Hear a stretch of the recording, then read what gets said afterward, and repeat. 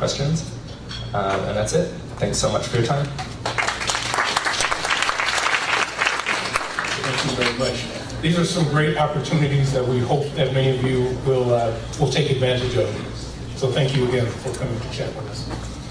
So for our afternoon session, which will be focused on the changing investment landscape, Dr. Riddle from the George Washington University School of Business will be setting the stage by providing context for us. So let's welcome her to the stage.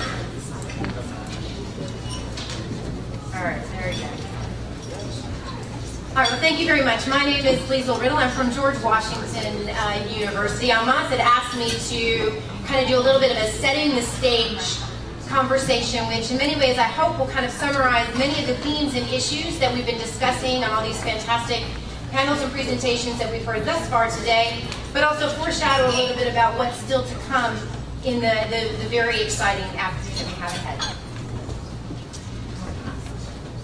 Well, short, except for, I'm so short I kind of disappear behind here, but that's fine. Okay, there we go. I need a box to stand on. All right. At George Washington University, we founded in 2006 as Center for International Business, Education, and Research that is funded by the U.S. Department of Education. And as part of our programming, we have an entire suite of projects that we work on related to diaspora investment and entrepreneurship. And kind of under the things that kind of things that we engage in and do are things like do surveys and other types of studies of diaspora communities, essentially market studies, to identify where those gaps are between what people are wanting to do and what they are currently doing in terms of investing, and to try to find solutions to solve those gaps. We do a lot of what we call mapping and listening to diaspora communities. We do a lot of events where we try to connect and coordinate with all the different aspects of what we call the sort of diaspora investment ecosystem, which I'll talk more about a little bit later, through things like business plan competitions and other types of convening events promoting diaspora investment, like this conference here today. And then, of course, we do a lot of reporting and trying to disseminate information both to the academic community about the phenomenon of diaspora investment and entrepreneurship, but also to policymakers and others in this diaspora ecosystem. What I want to do today, as an academic, but also somebody that has another foot very firmly planted in the ground in terms of actually creating programs, products, and services for diaspora investors and entrepreneurs, I want to kind of briefly review what the discussions have been and what the research tells us on the academic side of this story, and then kind of talk about its very practical applications, I hope for many of us here in the room, to sort of motivate why diaspora investment in entrepreneurship is so important, both from the business case side as well as the overall development side. I first want to take us back to our economics course and review a little bit about the pros and cons of foreign direct investment. We always talk about foreign direct investment, of course, as being a principal driver of growth in many emerging markets and developing countries. Absolutely true, but, very big but, there is a potential dark side of foreign direct investment for development. And yes, it took me quite a bit of time to find this picture of Darth Vader in a suit, no less, but it's the perfect image here to talk about it, kind of motivate this idea about foreign direct investment has some negatives. It's not always efficient, right? Because we're talking about foreign investors that are sort of outside a given socioeconomic, political context, coming in and making sense of that space. It may actually crowd out domestic investment, displacing local firms in production, service, and financial markets. And it may also crowd out domestic borrowing capital, increasing interest rates and the cost of capital for doing business. The recognition of this actually has spawned a lot of conversation in the past 10, 15 years among policymakers in developing countries and emerging markets, questioning, are there some negative spillovers of foreign direct investment? The question, how foreign is a diaspora investor? I love this quote. When I was doing interviews in the Netherlands with diaspora investors and entrepreneurs back in 2007 at a business incubator called IntEnt, which was focusing all of its services on promoting and developing businesses from diasporans living in the Netherlands who were setting up businesses back in their countries of origin, I had this fascinating conversation with Seth Loop, who runs BioSavannah now back in Ghana. And his story is one like many of yours that you know, and many people in the room and many people that you know. He moved to the Netherlands to go to school. He ended up getting a job working in the energy sector, working for Mobil Oil, living in the Netherlands.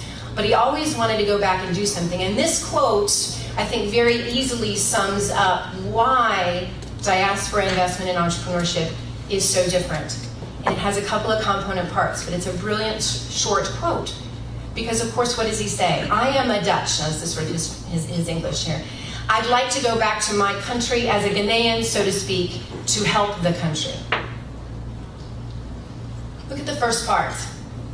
Remember, he's born in Ghana, he moves to the Netherlands. So he has now started to identify and acculturate and identify with himself being Dutch. But look at the next part. I want to go back to my country. So this quote, I think in many ways draws that picture of what's really very interesting and valuable about diaspora investors and entrepreneurs, in that they're boundary spanners. They have one foot here and one foot there, all simultaneously. Does that sound familiar to people in the room? Right? And I want to go back to help.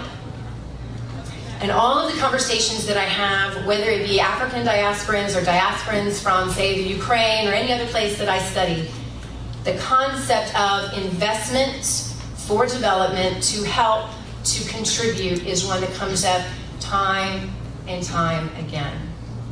Now, one of the things that we've done now, I've been doing research around diaspora investment motivation now for over 25 years. It started off when I was in graduate school. This concept, it became very clear in my conversations with diaspora investors. People wanted to invest for reasons not just to make a profit. And what we've been able to kind of fine-tune over time is a survey instrument that allows us to disaggregate diaspora investment into component parts, what we call the dimensions, motivational dimensions of diaspora investment. And so far we've identified, this constantly is evolving, we have identified 4 major dimensions of overall investment motivation for diaspora investors and entrepreneurs. In any given person, all 4 of these might be important, but have relative weights. But what's interesting, I think, about understanding diaspora investment motivation is not only how it might vary person to person, but how it also varies diaspora group to diaspora group, and how it might vary within a given diaspora community. So let me kind of break this down into some component parts and give you some examples. The financial is the obvious one, right? You want to invest, you want to go back home and invest to exploit opportunities there in order to make money, right? Sometimes that's to make profits, that's to be financially independent, and so on and so forth. But there's a second component that I think is often important. People not only invest to make money, but often because they want to feel something. This may be just to feel good about helping. This may be that they are feeling like they're fulfilling a duty or a responsibility. It may be that it creates a sense of pride. There are different emotional returns. Just like you expect financial returns to the wallet, there are emotional returns to the heart that I think are very important to keep into consideration. Distinct from the feelings are also sometimes there's an expectation, particularly within diaspora communities or countries of origin, where the idea of going back and investing in your country of origin is deemed to be honorable or even expected and required of a good diasporan, a good family member. there is this idea that some people invest also for social status reasons, thinking that when they invest, there's a reason that they're doing it to increase their social status at home or with friends and family abroad. Other diasporans say one of the reasons why they're investing is because they don't have a political voice at home. They feel that by virtue of investing back home, that they are going to get increased access to policymakers, that they're going to be able to influence that political process in some way, and in some cases that they may actually be, through their investment, gaining better chances for political protection of friends and family back home. Now again, as I mentioned, within an individual, all four of these might be operating, but at different relative weights. And that relative weight actually might even vary depending upon the investment itself. And that's what we study. So in our survey work that we do, community across community, we go in to understand not only what people are doing, what they want to do, but why. And then to understand some of those differences. And there are some really interesting differences. If you look at the Indian diaspora community, we conducted the research behind the U.S. Indian Diaspora Initiative. It was recently announced by President Obama. By and large, the major motivation for investment in the Indian community is for financial return.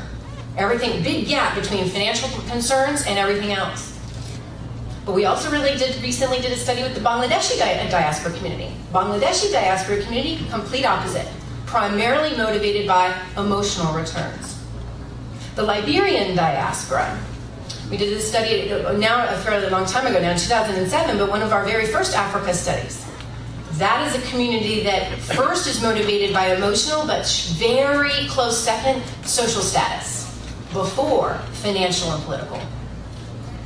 Recently conducted a study with the World Bank. You heard Ade Friedman, my good friend, talking about that study earlier today. We uncovered some interesting gender differences between Sierra Leoneans that are female in diaspora versus male in terms of how relatively important the financial returns are relative to the emotional. Male respondents in that study were motivated both by financial and emotional, but financial had just a little bit higher weight, where it's completely the opposite for the female respondents within that community. So again, showing that there are differences across communities, within communities, and down at the individual level as it relates to investment motivation. The other types of work that we do outside the motivation piece is also trying to do case studies to demonstrate the positive spillover effects of diaspora investment in countries of origin. How diaspora investors can actually be game changers when it comes to institutions.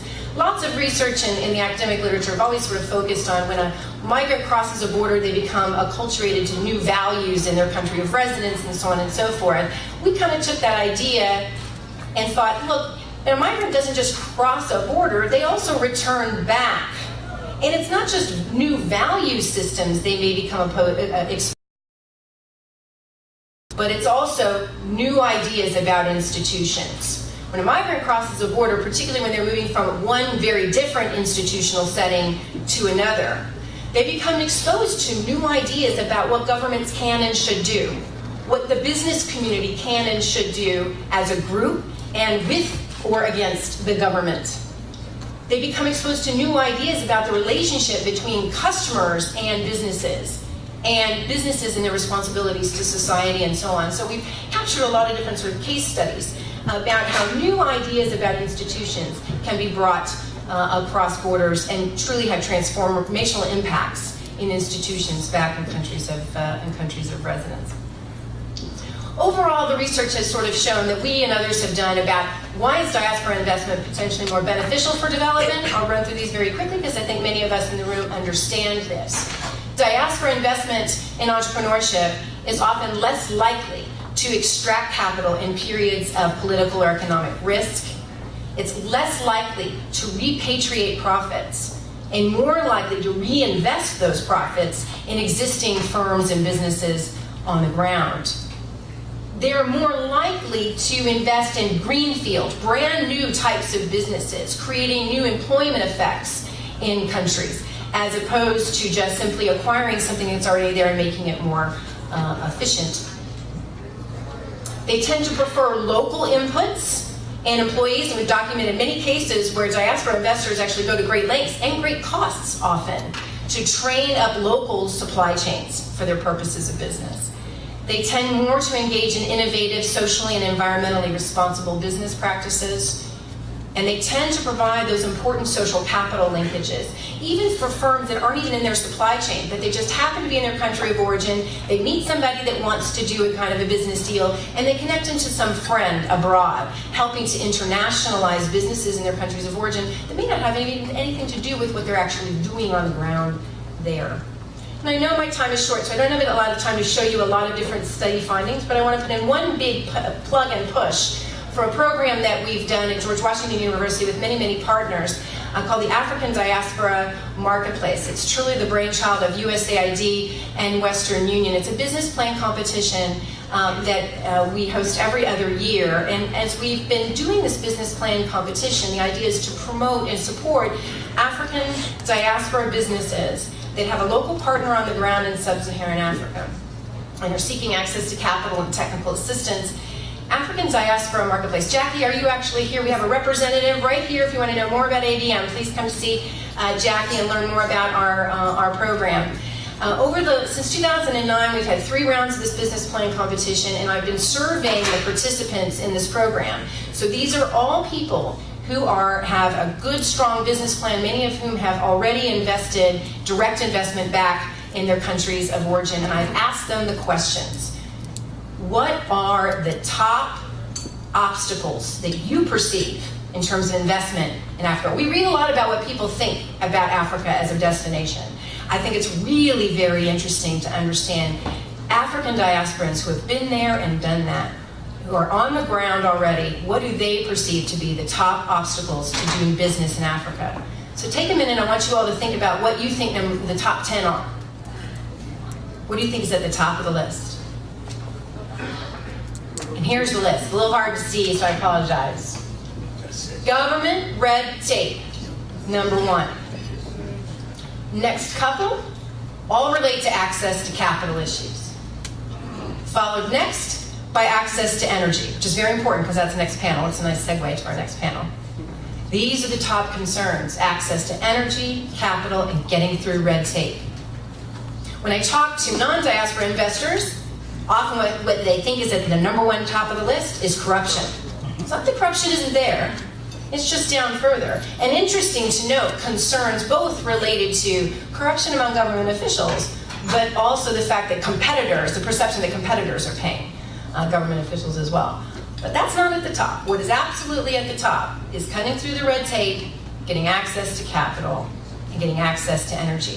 And that's why these types of events, I think, are so very critical, because there is often this big chasm between diasporans with the capital and know-how on how to get something done, countries of origin that very much need and hopefully in many cases want that type of infusion of financial, human, and social capital into those economic systems. But there is often a very big asymmetrical information gap between diasporans and countries of origin, and that's why bridging organizations are needed in this ecosystem to support, sustain, and nurture it. And that's why events like today, sponsored by IDEA, Homestrings, and ADN, coming together across sectors to bring amazing people to lead a pathway forward for sustainable development for Africa is so very important. And I stand in awe of all of the conversations and all of the hard work of everyone here in the room. It's been a real honor and pleasure to sort of serve as this bridging presentation for the rest of the day. Thank you very much.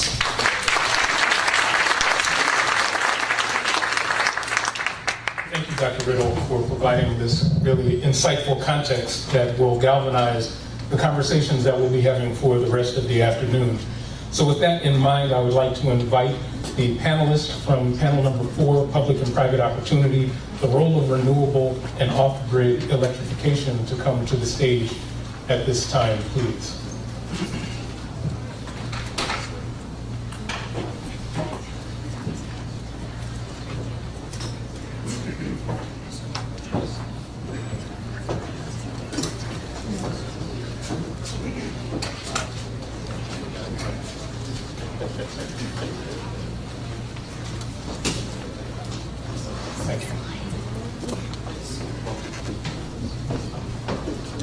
Can you hear me?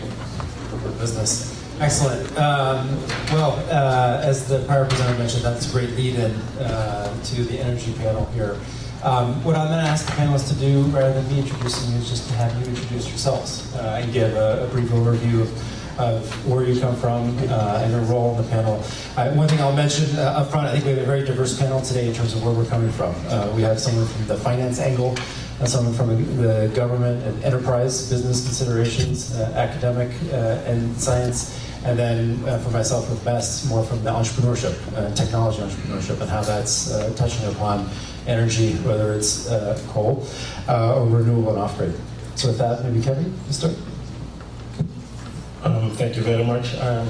My name is Kevin Jabo, and I work for the University of California, Los Angeles, and so I direct the Congo Basin Institute. So the first thing I want to say is, before we start, when we heard from the panelists this morning, a lot of people were saying, oh, we don't have a platform, we don't know how to get into Africa.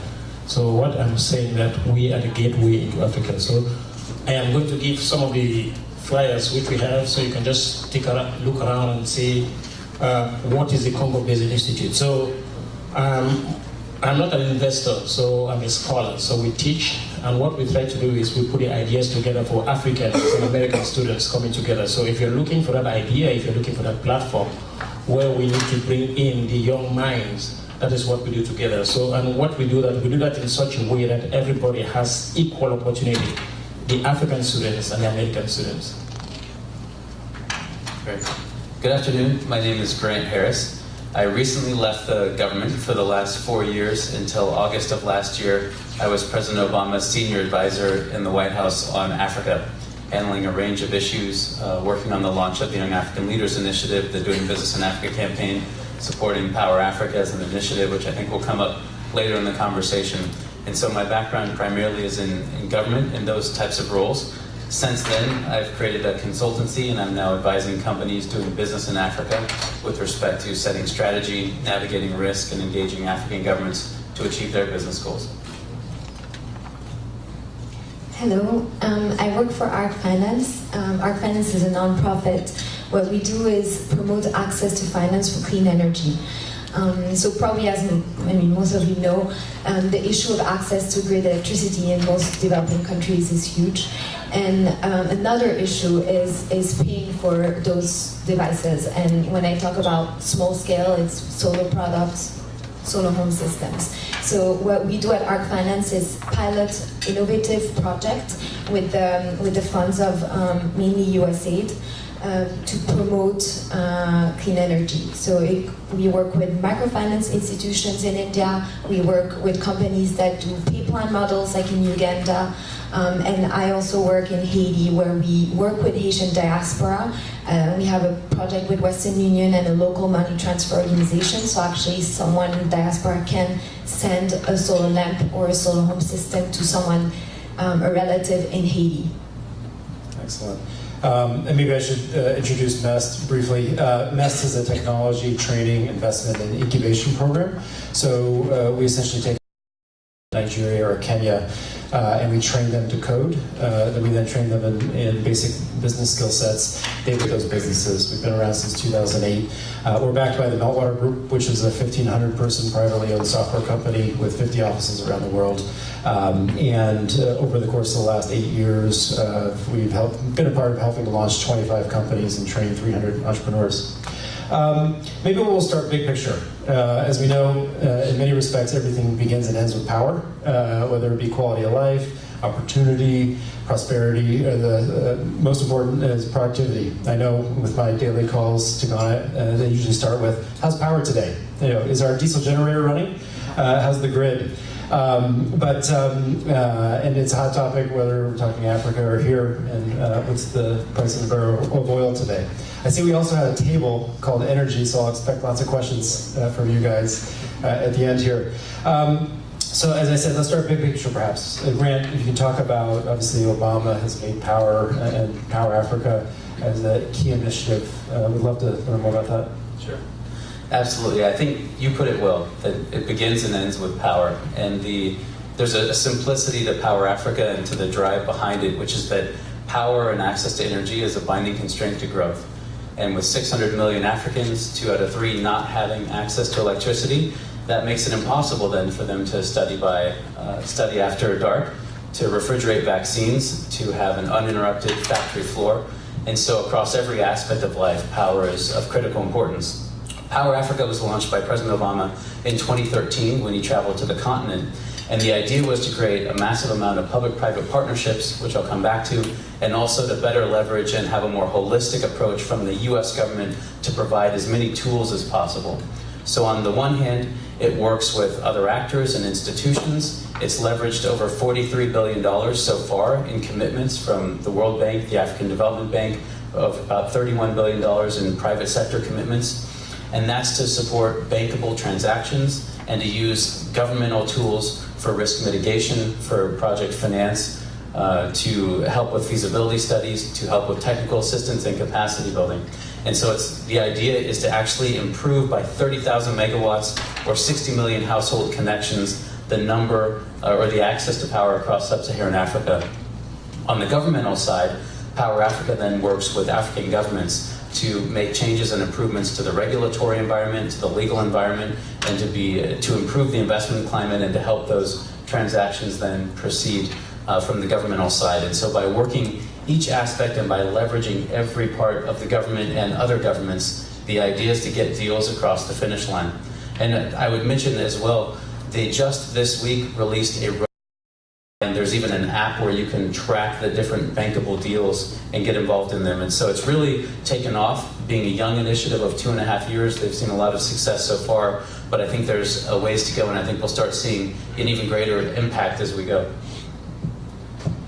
And you're with ARC Finance, you're focused on innovative business models, going after the consumer needs and consumer financing. So that you've got the government and the enterprise, big scale megawatt projects. How are you guys helping to figure out what business model will work to get that power on the consumer side?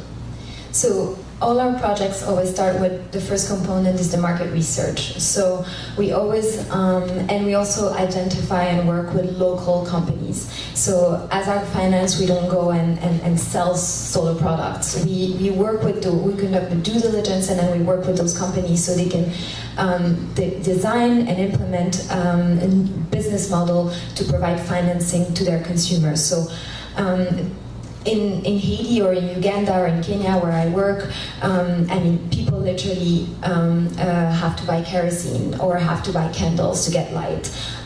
They don't have access to the grid, or when they do, that it's not often very reliable. So companies like Surge Express in Haiti, with them we design, and that's a model that we're also trying to replicate probably in Kenya, where we realized through the market research that nearly 25% of the money sent back. So Haitian, based in Miami, let's say 25% of the remittance that he sent back to someone in his family in Haiti goes to pay for energy resources, so kerosene, candles, and among others. So what we're trying to do is match that amount that could be between $50 to $100 to $150 with a solar product. And obviously, those solar products have, there are companies now that do solar lanterns with mobile charging, some have radios, and mobile charging is very important in a lot of those countries. So that's an example of a project we're doing in Haiti. In Uganda, it's a pay plan model. So the company called Solar Now, I don't know if some of you know Solar Now, but what they do is provide pay plan to consumer for bigger solar home system, 400 watts on average systems. So we also help them build their IT, provide technical assistance. So assistance, help them get visibility and scale up, hopefully. How about Kevin? What type, through the initiatives that you're supporting, the early stage entrepreneurs, particularly in the Congo Basin, what type of examples are you seeing that touch upon energy? One of the things that we try to do is we know about 80% or above 80% of the people in the Congo Basin, they depend on hydroelectric power for their source of energy. So there is very little use of solar power or other renewable energy sources like wind. So one of the things we try to promote is to make sure the forest always stay intact. Make sure the forests are intact. we've seen that what drives the demand of wood in the US pushes deforestation in Africa, because most of the wood in the US comes from China, and China gets it from Africa. So the demand in the domestic market in the US drives deforestation in Africa. And luckily enough, we had this Paris Agreement that came out with the new RED program. RED is reduced emissions from deforestation and forest degradation, where we make sure the forests are kept intact and the people can use that, the avoided deforestation as carbon credits, and they sell that into the world market. So we're trying to push that initiative. One of the things we need to do is getting the young Africans themselves to write initiative and write projects. So we developed a small grants program, we call it the Congo Basin Grants Program. We give $5,000 every year to young Africans who can write programs how to use renewable sources of energy. And so that pushes the initiative where we can build with the government and the private sector, young people getting engaged in renewable energy sources. Great. Maybe we can go back to Grant on talking about the businesses that you're advising, interested in energy investments, whether these businesses are based in the States or from Europe. Can you talk about, how do those conversations go? What are the biggest factors that you're talking with them about as they consider those opportunities? Definitely. There certainly is a lot of interest in energy across the board, and I know that this panel also is interested in renewable and off-grid, and I think there's a lot of interest and potential there. I hear both the interest and the willingness to engage, but I also continue to hear a lot of misconceptions and outsized perceptions in terms of what risk there is with respect to working in Africa. And so some of the companies that I advise have been in Africa for a very long time. They're familiar in working there, and they're doing great work, but I'm still trying to convince more investors to deploy their capital to Africa and to really see these opportunities. I think they're there, and bringing it back to energy in particular, some of my clients, particularly those as part of Power Africa, have really benefited from these public-private partnerships and from the support of governments in trying to make these transactions progress and try to really get more megawatts to show for it. And then I've also seen, particularly from smaller investors, a real entrepreneurial spirit in trying to look at off-grid and microgrid solutions. And one interesting thing that the Power Africa team has done is geospatial analysis, and they predict that by the year 2030, there's still going to be between 55 and 80 million households across sub-Saharan Africa that will be too remote to access the grid. And there are a lot of opportunity in bringing solutions to these households. We've got obviously fellow panelists that are doing it now on the ground, but there is much more headroom in terms of providing these types of solutions and bringing them to scale. Yeah, I mean, it's a good point, right? Because of course we talk so much about power production, but transmission storage is the other two legs of that stool. Yeah, if we talk about business models, and maybe just to set the stage, because the one we've seen from the early stage tech side of things that have raised a lot of money lately are MCOPA and off-grid, right, which are fundamentally bringing the solar city or sun-run model where you don't buy the units, you're essentially renting them. So there's that upfront CapEx hurdle that's taken care of for the individual consumers. What have you guys seen as the biggest business model challenges with what the kind of projects you're trying to fund? So, I mean, the biggest challenge I would say is in terms of all the partners I work with would be distribution. I mean, you have to, especially when you're talking about solar lamps and small systems, you have to, I mean, it's great to sell them in Nairobi, it's great to sell them in Port-au-Prince, but so many people outside of those big cities need them. So basically the partners you work with, you really look at their distribution network. Do they have branches across the country? Do they have, like in terms of money transfer, why remittances is interesting, why microfinance is interesting? It's because they do have stores or they do have branches across the country, and especially when you look at remittances and microfinance, those are great examples of sectors where they actually try to reach people in remote areas. So I think this is one challenge, is also think about the model reaching people outside the big cities. And another challenge I would say is training. It's a challenge, but it's also a very important component of those initiatives and projects, is because you need to raise awareness.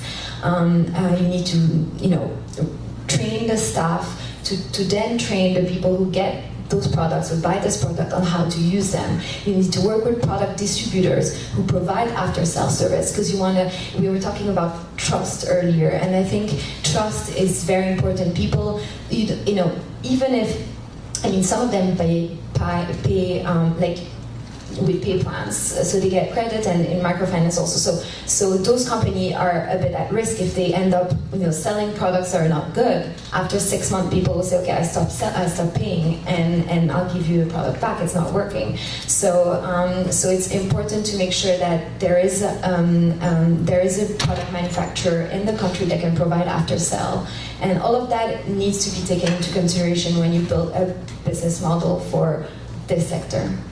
Are you seeing anything unique